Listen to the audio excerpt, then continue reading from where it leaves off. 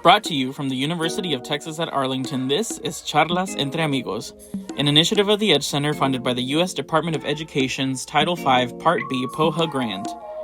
I'm your host, Alejandro Ruiz, coordinator of special programs for the Edge Center, and I'd like to welcome you back for the final episode of our second season. This has been one for the books, and we thank you all for your continued listenership and support. I'd like to announce that Charlas Entre Amigos will be rebranding soon to better capture the graduate student experience, so be sure to subscribe to stay updated. While branding and marketing may change, one constant that will remain is our mission. So whether you're a seasoned grad student, a fresh face on campus, joining us online, or just curious about the ins and outs of academia, then this podcast is for you.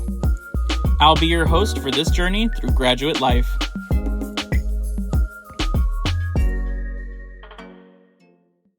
Welcome back to our final episode of the second season of Charlas Entre Amigos.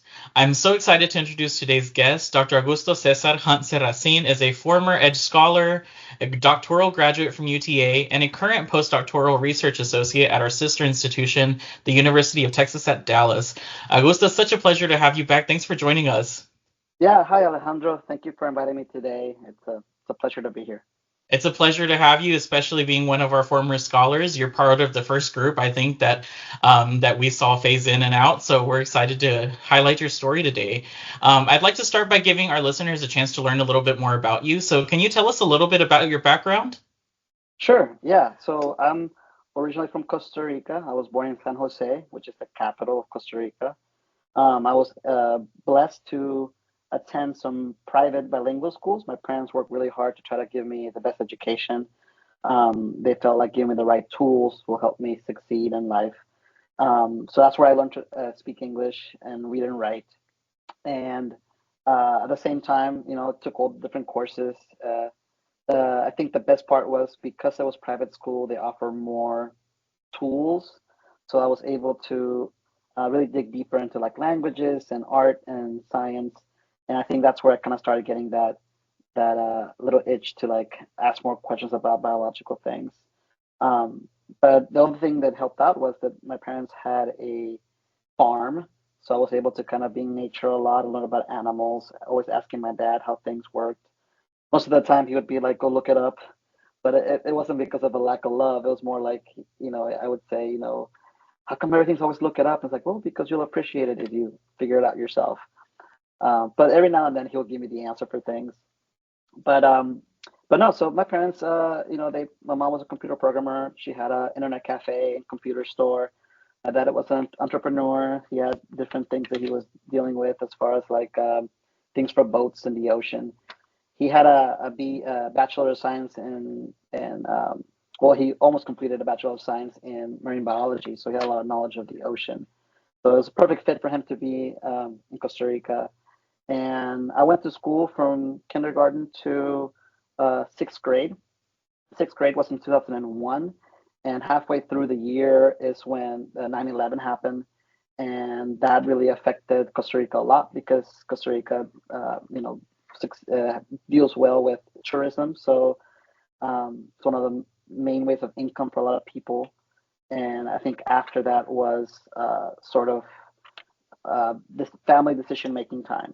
And that's when my parents decided to move to the U.S. Now, my dad's originally from New Jersey. He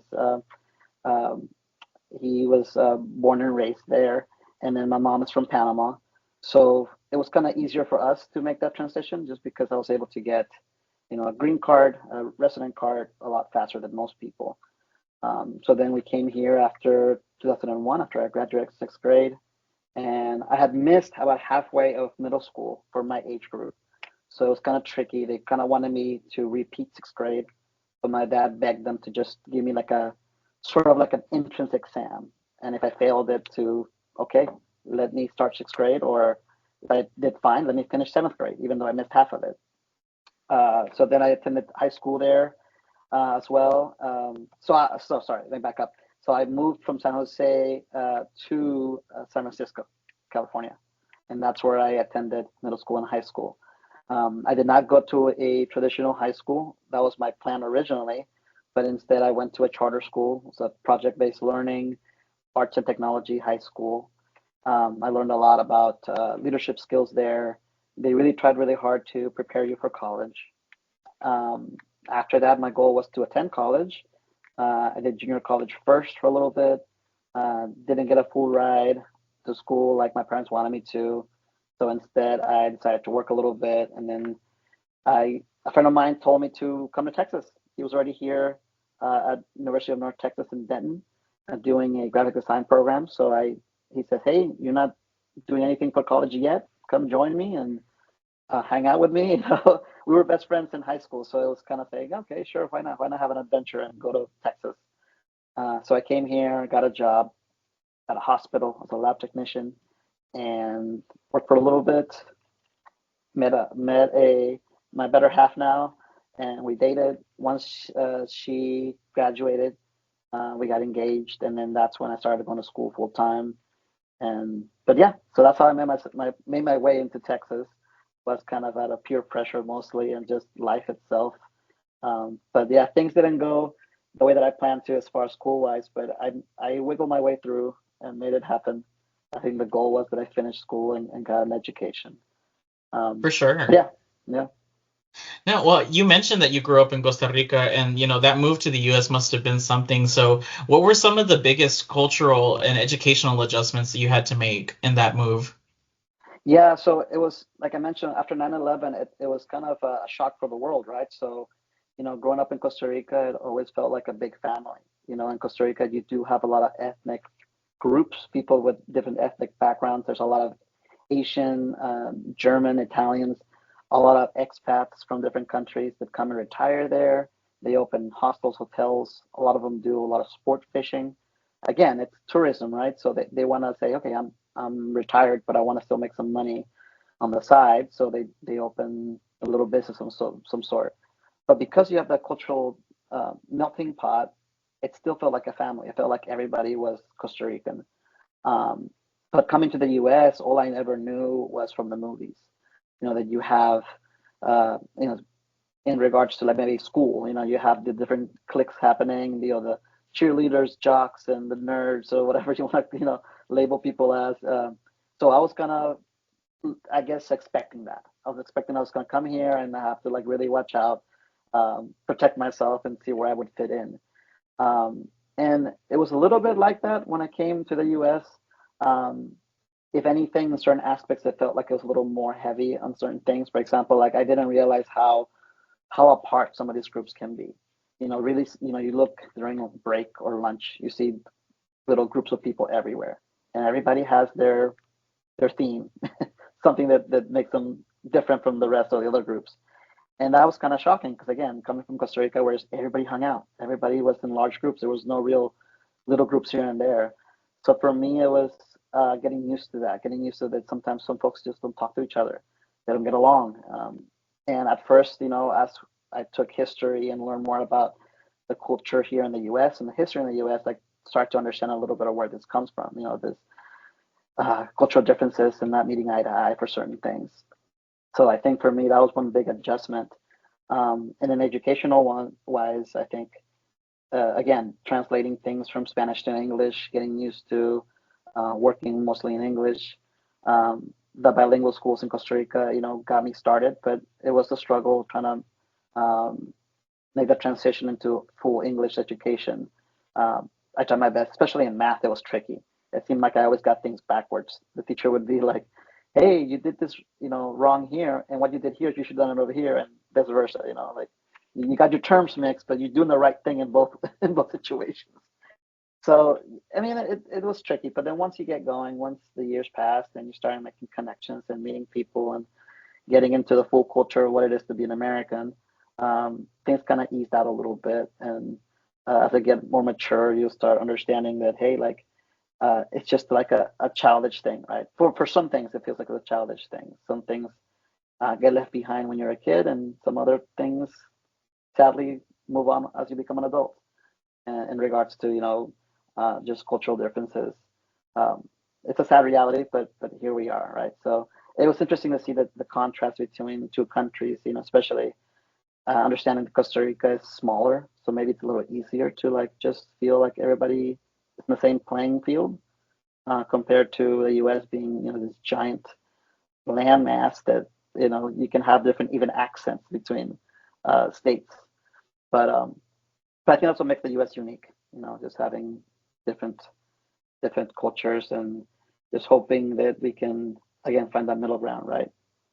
Yeah, there's strength in our differences, and I appreciate you sharing and being vulnerable with us and vocalizing that experience. I know there's definitely folks out there that echo your experiences, so thank you for sharing. When we were talking a little bit earlier in your intro, you mentioned that you took a non-traditional path to your undergraduate education. You told me you started community college, worked full time, then moved out to Texas. And all of that, found your significant other, then ended up at UTA working on your PhD. So I guess tell me a little bit more about that journey and how did those experiences shape your approach to academia and your research? Yeah. So like I mentioned, it was tricky making the transition from English to Spanish, from Spanish to English when it came to my studies. But I did the best I could out of high school. My parents really wanted me to get a full ride. They knew I was capable of doing that, and I got pretty close. For example, like I got quite a bit of scholarships for Michigan State University, and I think mostly because my family attended there, so there's a lot of history there, and doing that in the application kind of helped out my chances of getting more free money.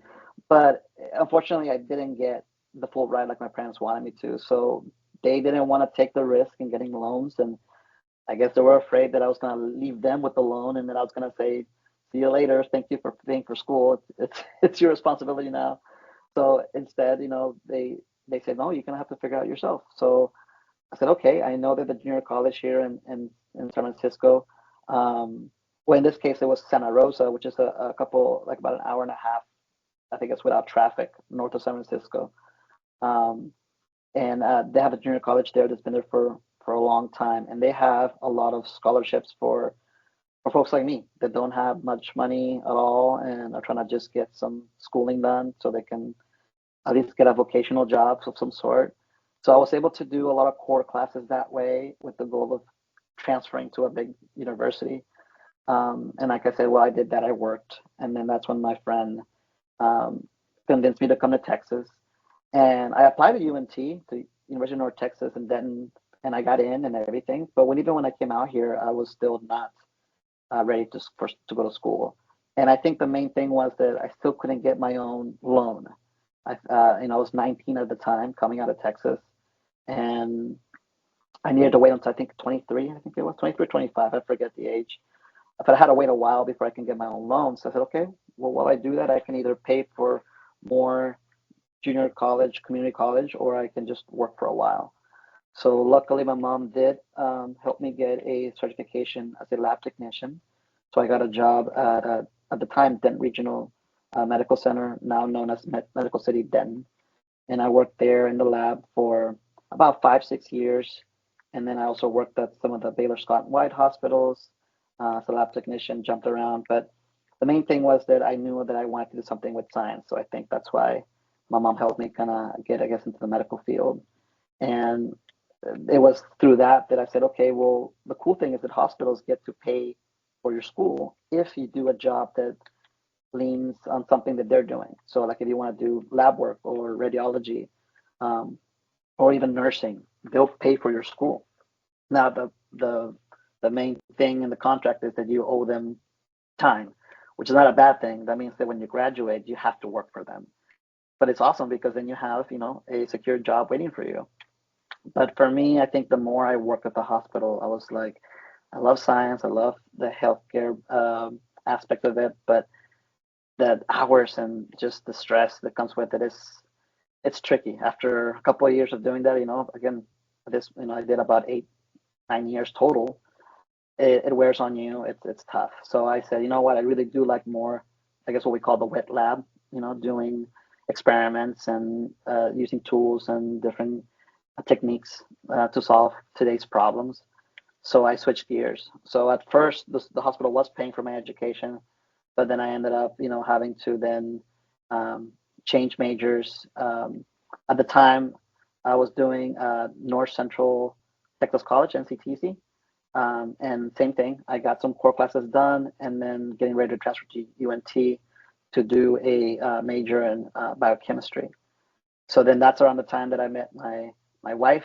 In Hispanic culture, I think it's for most Hispanic families, the majority is kind of known that, hey, like parents really want you to have a degree, be independent. So I knew that there was no way I could propose to her before she graduated. Her parents would have not allowed that. So I went ahead and I kind of waited. I just strategized. I said, okay, she's going to graduate in a year. And then I think at the same time I'll propose. And then once she gets her career going, then I can probably go to school, kind of switch gears a little bit. So that's exactly what happened. Once she graduated, I proposed. We got married. And then I still work full time though. I switched to weekends and I went to school Monday through Friday. And I finished my major in about 3.5 years in biochemistry. And typical issues, I guess, I couldn't find a job afterwards. I kind of got a little bit down on myself. I'm like, hey, I got this awesome degree, but what? Nobody wants me.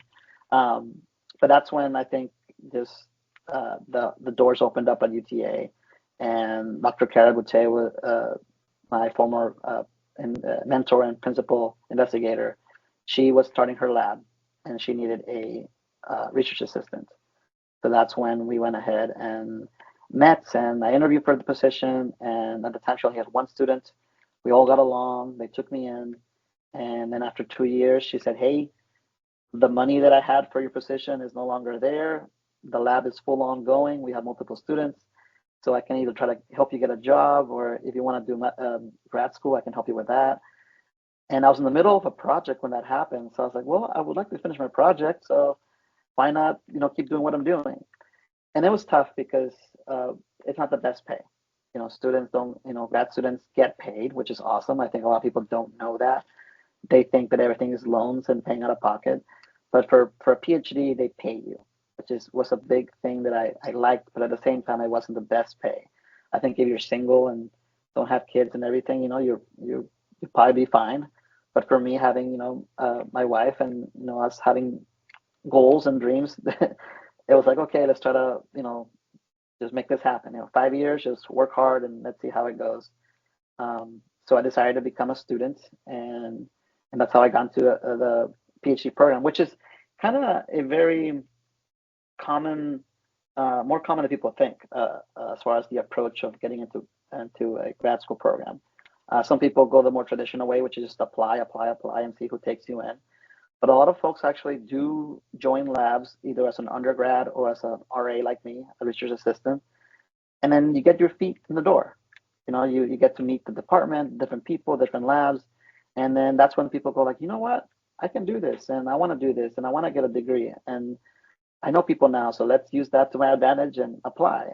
And most of the time, it's almost automatic, unless you did something bad. Most people get taken in pretty quickly, and it's a good way to kind of bypass the struggles of the applications and getting rejected. It's just I guess you can call it going through the back door in that case. So that's how I kind of got into the school, and after 5 years of extra 5 years, so I was 7 years total with my mentor, but I finished my PhD, and then I said, okay, what's next? Well, I think either a private industry or industry job, or try to do a postdoctorate to try to hone some extra skills that I would like to learn. And then I guess that's where we are today. Very nice. Thank you for sharing. You quite the journey, man. And that's one of the reasons we wanted to highlight you, because when we were sitting down thinking about, who are we going to invite on for our last episode, Nancy said we have to invite an alumni, and it has to be someone with like a story that just chronicles a life full of adventure and perseverance. I'd say is really what encapsulates your journey. So thank you for sharing. I know you mentioned in your bio that your research got particularly tough around your third year of your PhD program. And I want to highlight that a little bit because I feel it's one of the areas that we don't necessarily talk about a whole lot in academia, about, the process of doing research and really investing in that process. So what kept you motivated during those challenging moments? Yeah, it was interesting because when I got hired, my mentor kind of knew that I was kind of fresh to the research aspect. Working in a hospital lab is different. There's protocols already established. There's rules. There's a lot of things that you can just follow, read and follow. So that's kind of what's my mentality. I have skills that I know. I can try to just follow that same thing. Just read protocols and follow them. Well, that's not the case when it comes to research and academia. You have to really start thinking a little more and really ask the question, why am I doing this? Does this make sense? Does the result make sense? So it was a hard learning curve at the beginning, and thankfully my boss was very patient with me. But at the big, she was able to have a few projects that I was able to tackle early on, and that was a good way to get my feet wet and had the freedom to just kind of manage my own time, and we were able to publish 2 papers that way, and then complete 2 projects where I was the first author, which is one of the things that people always aim for, is getting first author publications. So it helped a lot that my boss had some things already going. I mean, I did all the work, and she helped me in a few things, and for the most part, it was just me.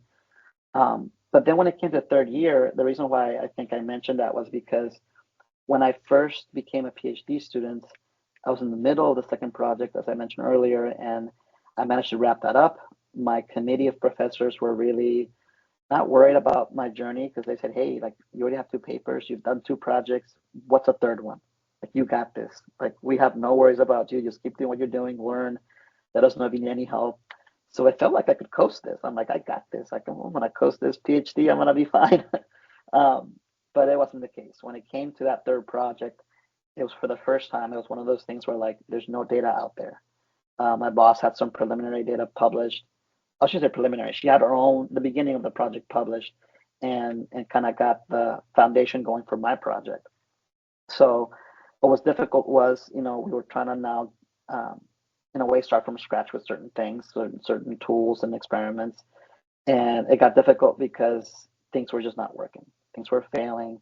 I was not getting any results. I felt like, if it's something that I'm doing wrong, I'm following these protocols, I'm trying to look at what other people have done, which isn't much. That's the thing. When you have research out there that is non-existent, there's nothing to compare it to, nothing to bounce off ideas. It's only you. It's only you and your brain and the people around you. So it was tricky. And I think one thing that helped out was saying, I need to find little victories. Like, I cannot get stuck in this rut of negative feelings, negative data, just feeling down.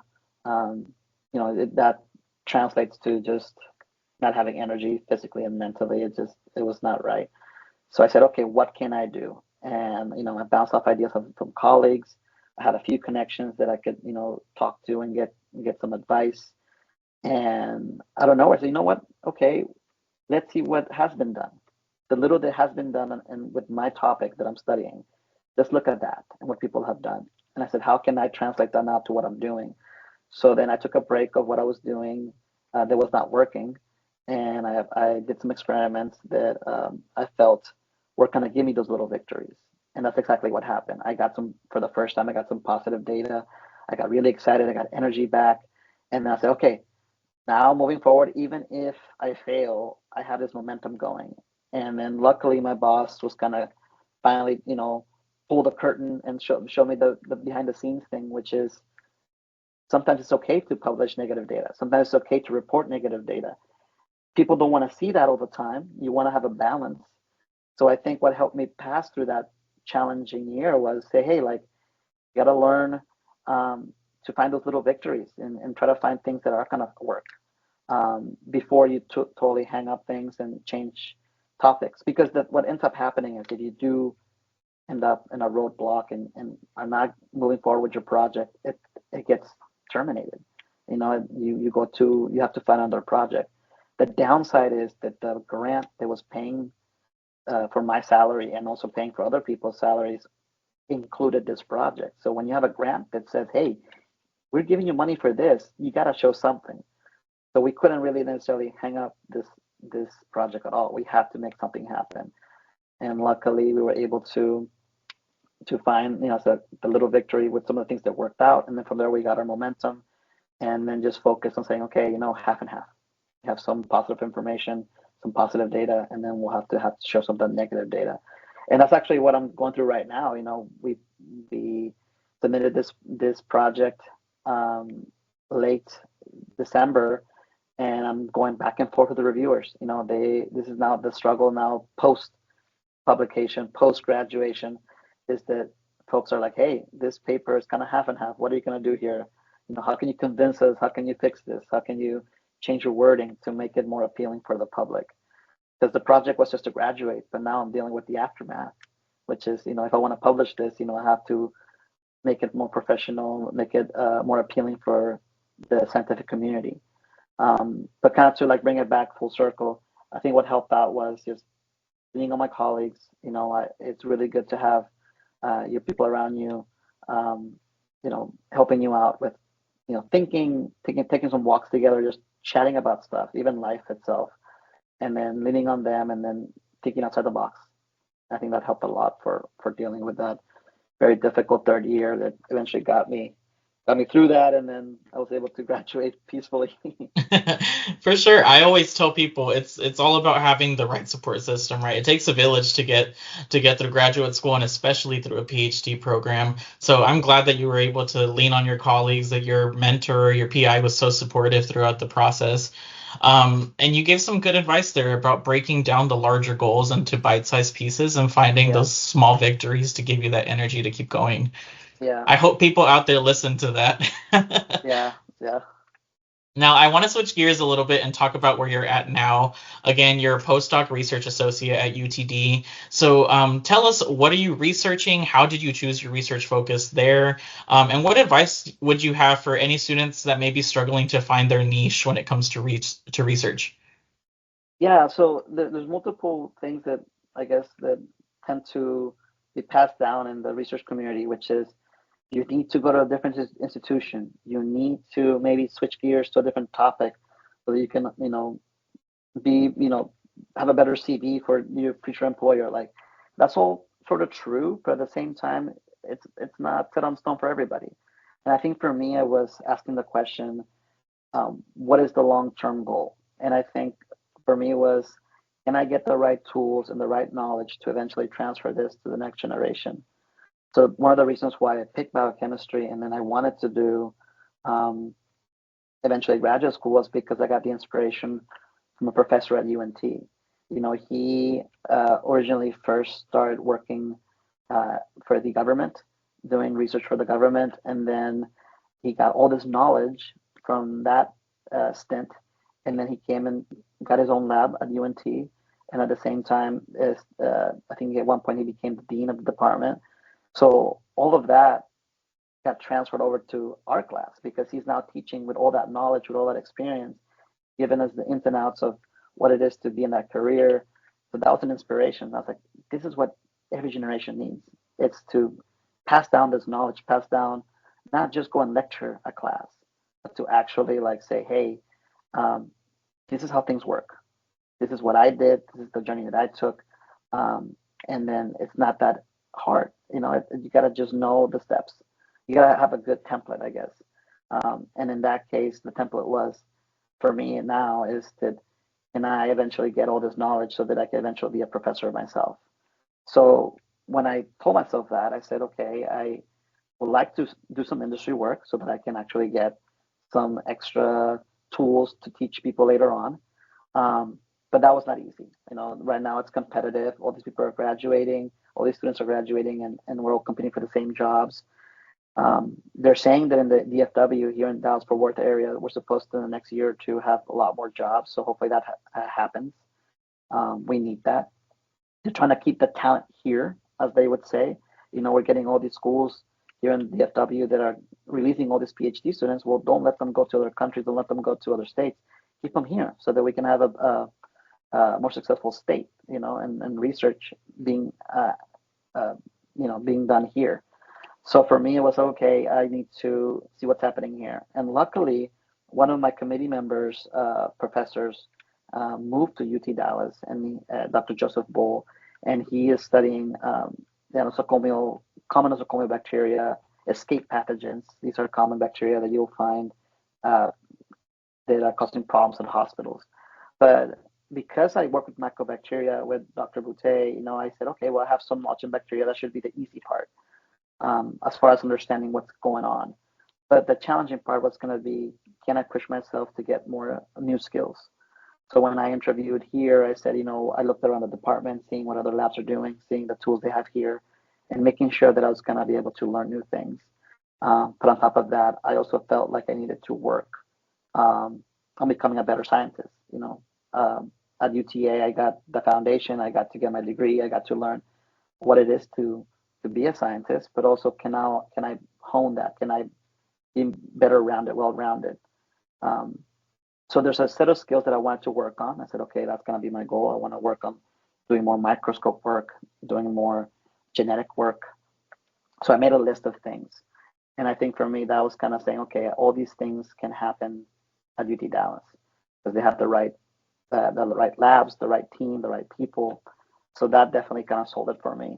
I was looking at UT Southwestern for a while, but my main thing was I want to get these skills kind of nailed down. So that's my hope here. I came here and I'm here right now, and right now it's been a very interesting start for me, but it's been a good challenge. And I hope here in the next year or so, I'm able to then make a transition to the next step, whether it's another postdoc stint or whether it's actually a position at a company, or who knows, I might get inspired and try to jump in and become a professor right away. Thank you for sharing. I think my biggest takeaway from what you just shared is, and something I don't think I've ever heard mentioned in regards to research is using it as an opportunity to build skills and to challenge yourself to, you know, I would say better fill your toolkit as opposed to just Yes. zeroing on a particular like subject or a particular topic within your academic discipline. And I think that's very important to share. It's definitely my approach as a professional. You're a scientist, I'm a higher ed administrator, but I always look for those opportunities to hone skills and different techniques as opposed to just zeroing in on a particular niche of student support. So really great advice. Thank you for sharing.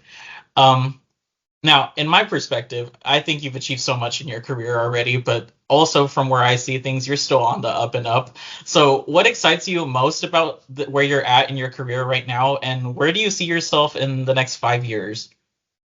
Yeah, so I mentioned earlier that one thing that got me through the tough times at UTA was the networking and the colleagues and having folks around me. So I think what excites me is kind of working on that more, that whole idea of networking, knowing that the idea that knowing the more people you know, the smaller this community feels.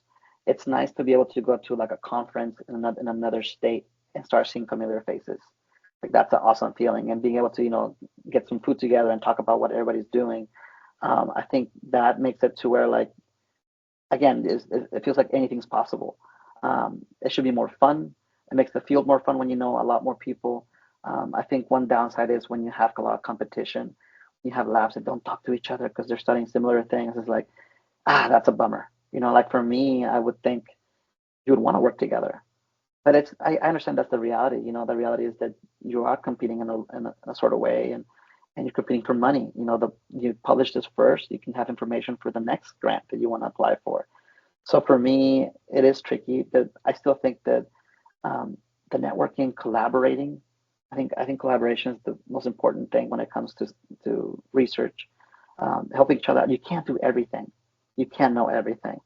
I don't know everything, even in my field. I'm young in this field, um, and I know that I'm not going to eventually know everything. But having the right people around you and be able to collaborate, I think that helps fill those gaps. Um, the next 5 years, I would like to, again, like I just mentioned, is getting all those skills honed that I'm focusing on, and being able to get a position again, whether it's at a company or a university, where then I can put those skills in play, and then after yeah, a good 10 years or so, then because you're talking about now entering late 40s, 50s, like you need to really start thinking, okay, like I don't want to be jumping jobs too often. But my goal would be eventually to be a professor. Like I said, my inspiration was um, that professor at UNT. She's saying I did this for many years, and then I want to hand it down to the next generation. I think for me, even today, I enjoy helping others. I enjoy, um, helping folks make the connections of things because I know what that feels like. I know what it feels like not to struggle and be like, hey, where do I get this information? I joked earlier about asking my dad always questions, right? And he was always saying, look it up, look it up. Well, guess what? I still hear that today, even from other adults. Look it up. And again, it's a double-edged sword, right? You're like, okay, I'm gonna go look it up. I'll learn from it. But at the same time, it's like it's a struggle. It's like I cannot find this thing. I cannot make this connection. And it's nice when somebody's there can it's there and they can help you out. Um, so for me, it's like I want to try to be that person for the next generation, saying, hey, like let's educate you, let's inspire you, let's see if you can inspire the next person that can have this giant breakthrough that's going to help humanity, right? That's what we all dream of the next Nobel Prize. um, but I think what excites me again, bringing it full circle, is that the networking, getting to know more people, getting to know more of my colleagues, making connections, hopefully collaborating with more people. And I think through that, getting the inspiration of what the next step is. Because right now, um, I lean more on like industry job. I would like to, if I have a certain amount of skills, I want to apply those at a specific position. But at the same time, if the best option comes up, a different option comes up, I want to be able to be ready for that option, whether it's a manager somewhere or a lecturer somewhere. Like I wouldn't be against that.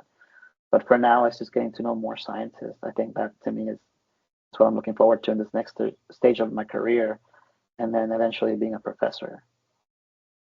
For sure. I know you're going to get there and even further than that. Who knows? You may get that Nobel Prize one day, right? But it Yeah. really is about who you know, man. I tell that to students and my colleagues all the time that are kind of in that space, like, well, where do I go next? Like, lean on your network. You never know who it is within your web that might give you that opportunity to take a leap. So, really great advice. Thank you for sharing. Now, throughout our conversation today, I can't help but think about your journey and specifically about how you balanced your academics, your research, your family, your personal interests.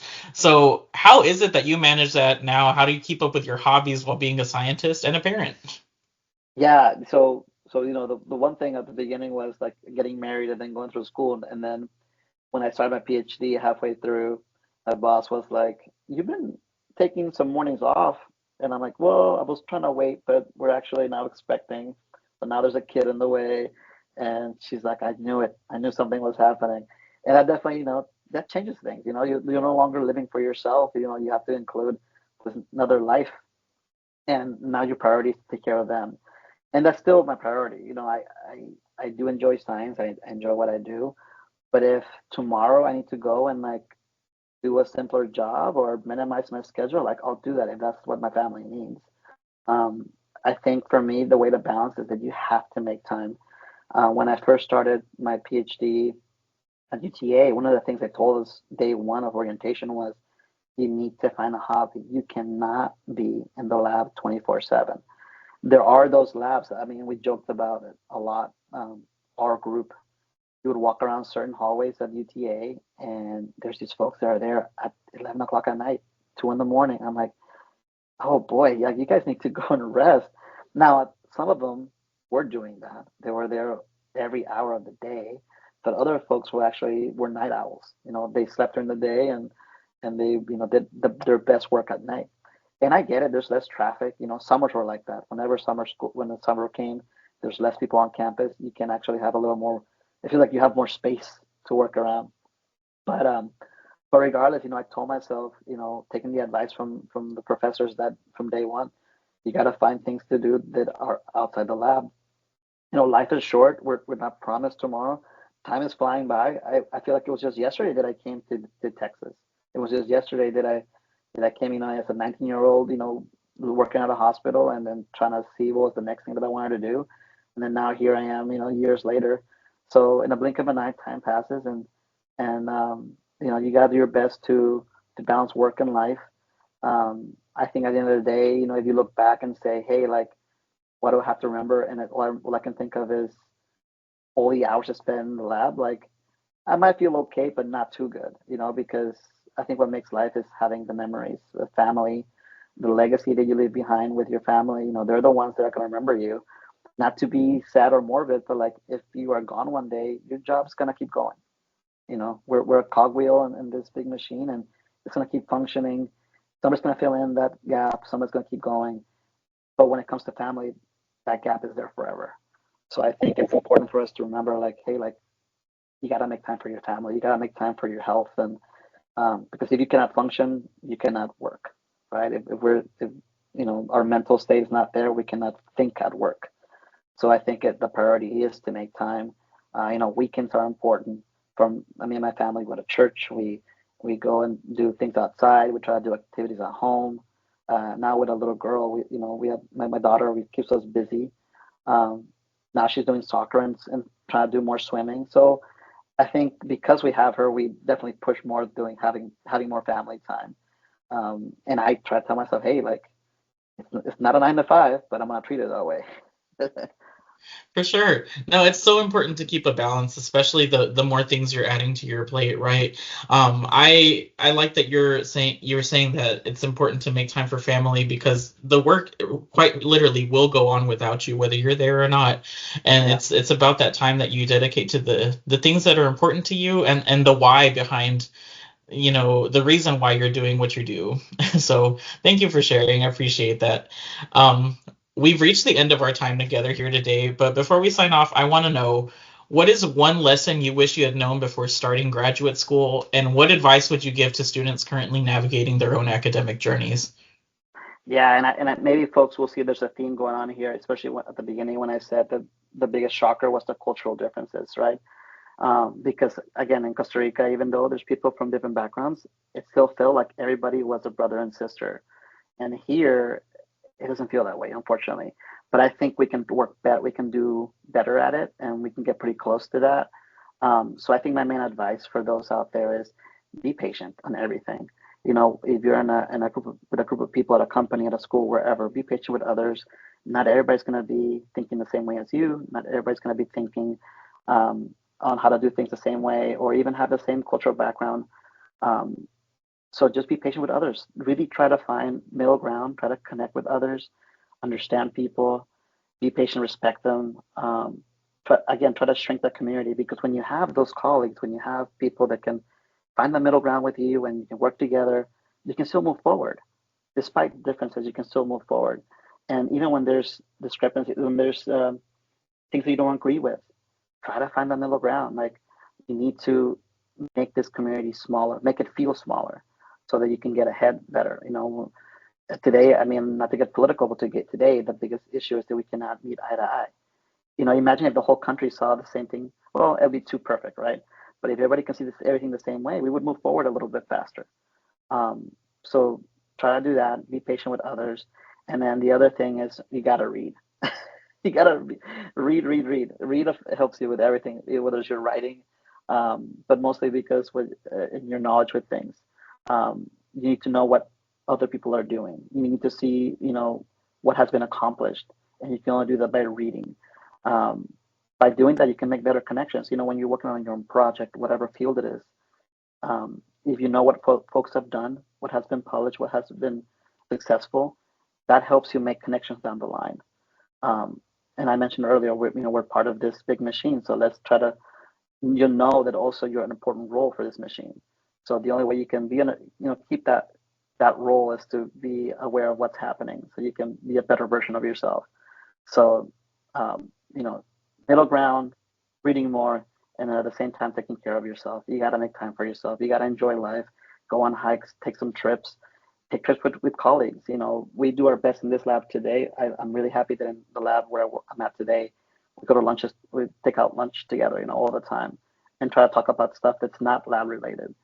I think try to really enjoy our time together, because here in the next, few months, year, everybody's gonna go their separate ways, and it's just nice to again have that community. No matter even if we go different directions, we'll have that community for the rest of our lives. Those colleagues, those friends that we've made, and I think to me that's so important memories too. On top of accomplishments, right? Of course. No, patience truly is a virtue. Staying in the know keeps you on your feet. Finding middle ground with others builds relationships, and enjoying life just makes it all worth it, right? Yes, yes. So, Augusto, thank you so much again for joining us today. Thank you for sharing your advice, your insights with our listeners. And we wish you nothing but the best as you continue your journey to Científico. We know you're going to go far. Yeah, no, thank you for inviting me. It's been a fun time chatting and going through memory lane. Thank you for inviting me. It's been a pleasure. Of course. Thank you for joining us. You're welcome back anytime. And to our listeners, thank you again for tuning into this final episode of Charlas Entre Amigos. We are incredibly thankful for your continued support and your listenership. And we'll return later this fall with a new image and a new name, but the same drive to continue pulling back the curtain on the graduate experience. Remember, whether you're a current grad student or just curious about graduate life, we're here to support you every step of the way. Until next time, mi gente.